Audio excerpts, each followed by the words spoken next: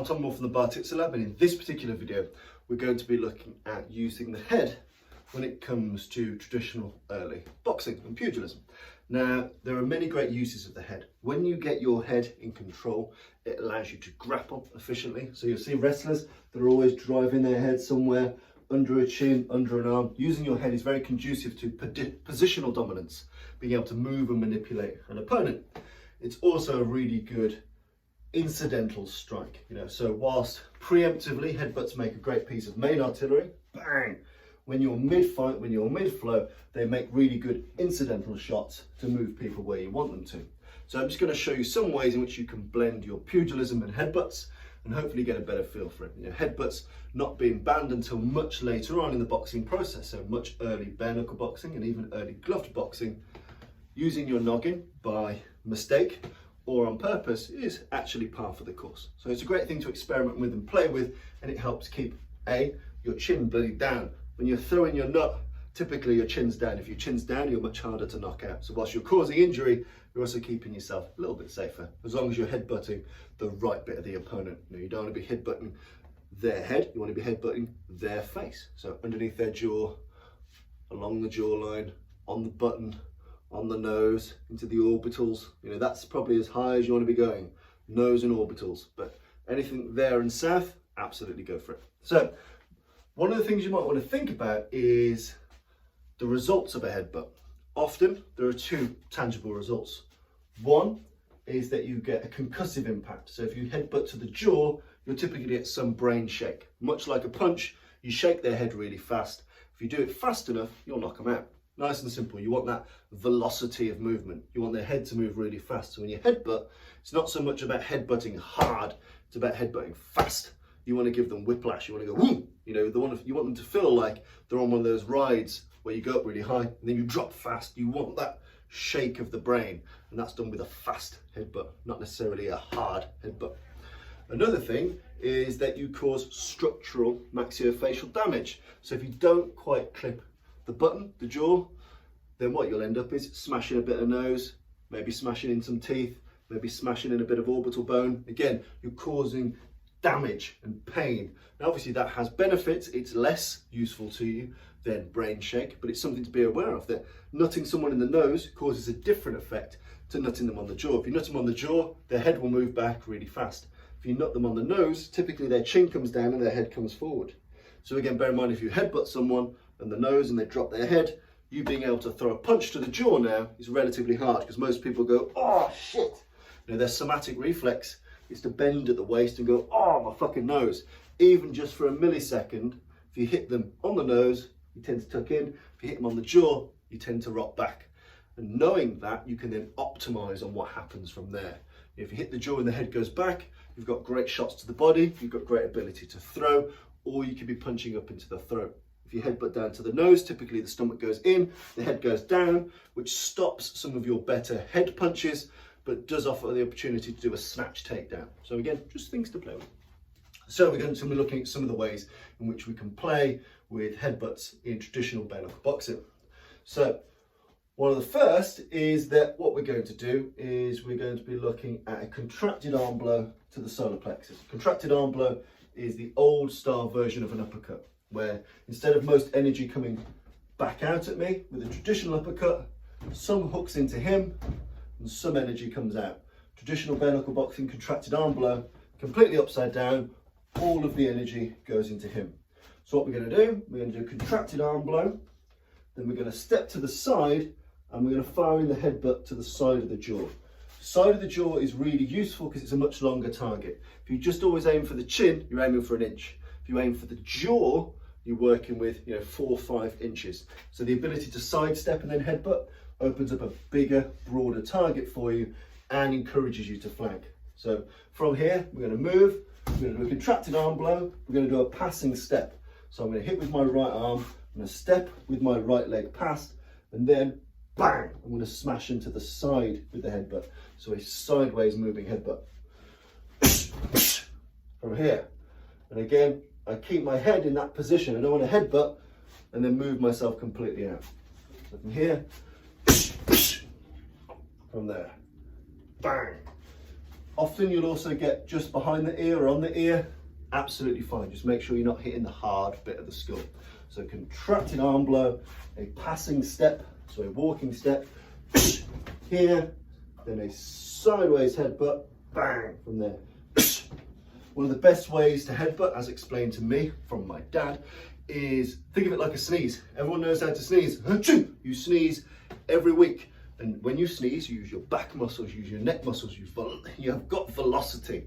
So imagine when you're headbutting, try and manifest the notion of sneezing. You know how to sneeze, your body knows how to sneeze, you naturally drop the nut. So do think about that when you're playing with it. You're here, contracted arm blow, passing step headbutt. From here. Okay, next one is we're going to be doing a hook to the head followed by a headbutt. Now, when you hook to the head, unless you punch like a girl, and by that I mean you punch shit. A lot of girls I know punch really fucking hard because they've got no worries about it. Bam! But in any case, if you punch someone lightly, they're not going to turn their head. If you clobber someone properly, you will turn their head. And if you turn your head, so if I turn Bob's head with a decent hook, I've then exposed 5 inches of jaw. Exploit that quickly. So being able to hook and crash with that nut. Hook and crash. You know, you're looking at bang, bang. You don't even really have time to reset that hook. Normally, from here. In this instance, we're going to hook and we're just going to crash. From here. So I'm using a falling piece of body weight. Hook, crash. I've turned his head here. I'm now going to drop in and exploit that turn to headbutt his jawline. From here, bam. Nice and simple. Hook to the jaw, which turns the head, which opens up a long stretch of jaw for me to then headbutt, which is much easier for me to target than the small point or apex of the chin. Okay. The next is always making sure that when we do slip or bob or move our head in any rhythmic way, that we get used to the ability to be able to headbutt from here. So if I slip to the left, often when you slip, you step in. And sometimes when you step in, just because of the unfortunate nature or if he's moving towards me, you end up compressing your hands a little. Okay? So whether you slip to the left, to the right, when you're bobbing and weaving and moving your head, often, if you're not stupid, you're moving into him. You're bobbing and moving your head to close the range. If he's not moving backwards, odds are he'll be moving forwards. Bam! So we end up in this position. So it's good to get used to, if you slip, you're not. So you're moving, slip, from here. If I bob, from there. If I duck, from there. So being able to drive up, go from left to right, or right to left, it's essentially using aggressive ducking, bobbing, weaving. So get used to when you're moving and you end up in this compressed position, from here, from there. I've now ducked and he's collapsed me. It's harder for me to throw some of the things I might have been inclined to throw if he hadn't collapsed me. So if I duck and he collapses me, once I do that, then I can throw something else. I'm straight off him. So again, being able to headbutt as you bob, as you weave, as you duck. When you duck, headbutt upwards. When you slip to the side, slip to the side. And often that's done, bang, as a precursor to open up space to land something hard. So I slip, headbutt, step off and do a big looping hook. You know, there are many manifestations. I might duck, headbutt up, and as I'm leaning back, wham, I then fire an overhand. But whatever you want to do. But importantly, mix up your aggressive defense. As I bob, as I slip, as I weave, get used to being able to attack with your head. Often when the fight is on, so when it's preemptive, you can cause really good knockouts with the headbutt. Chat, chat, chat, from here. When the fight is on, often it's more incidental. So like I mentioned earlier, you know, headbutt into hook. You know, I might still need to finish him with main artillery, but I've opened that up. I've caused him pain, damage, some degree of brain shake. So in this instance, get used to being able to slip, bob and weave with the headbutts thrown in for equal measure. Make sure you just get nasty with it. Get used to aggressively slipping, bobbing and weaving. You see it happen accidentally all the time in normal boxing. In traditional pugilism, it's part of the course. Okay, so basically to reset, contracted arm blow, side step, nut the jaw. When you flank, nut. When you flank, nut, bam, smash them out. Sometimes you end up collapsed anyway, so you might want to headbutt as an opportunity to come off, okay? Or you might want to hook to expose an area for a stronger headbutt.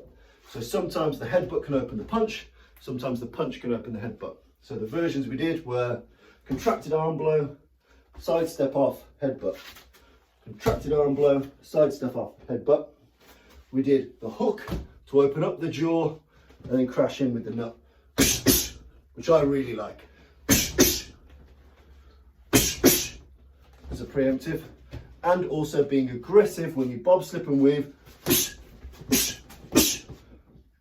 as a damage causer, as a brain shaker. And as soon as you reach an opportunity that's conducive, so I've slipped and nutted, I can then,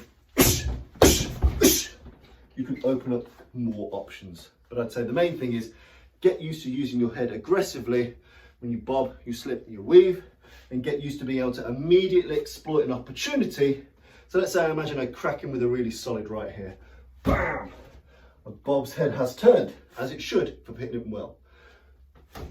Sometimes if the momentum's going with me, if I've really cracked him, I'm also moving forward as he's moving backwards. So you can exploit that with a headbutt immediately thereafter. As you can see, it's almost like I'm falling through him. Bang! I've put a lot of emotionally invested in this punch. This is one of the things that many people don't talk about when they talk about boxing for self-defense. When you're boxing for competition, you know, you're moving scientifically, boom, boom, boom, boom. But there's only a small degree of emotional investment, or some degree of emotional investment. If I'm worried for my own health, safety, you know, if I'm worried about my own possessions, my family, my life, then I'm going to be a lot more emotionally invested in this punch. What I throw at the source I put on this punch is going to be a lot more potent. So when I clock him, odds are I'm barreling through him. So if you can get used to capitalizing immediately with the headbutt, you fill a gap, you hit on a half beat.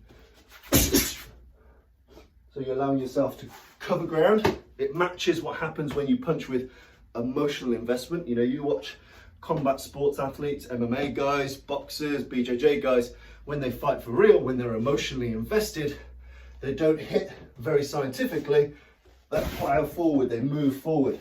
So you just have to accept that as a reality. So if you're emotionally invested in the punch, often you'll travel with it. But if you are traveling with it, you can recognize it and throw in the headbutt as you go, allowing you to cause pain, damage, and keep up the offensive momentum. So those are some of the ways in which you can explore adding headbutts to your pugilism arsenal. Cheers.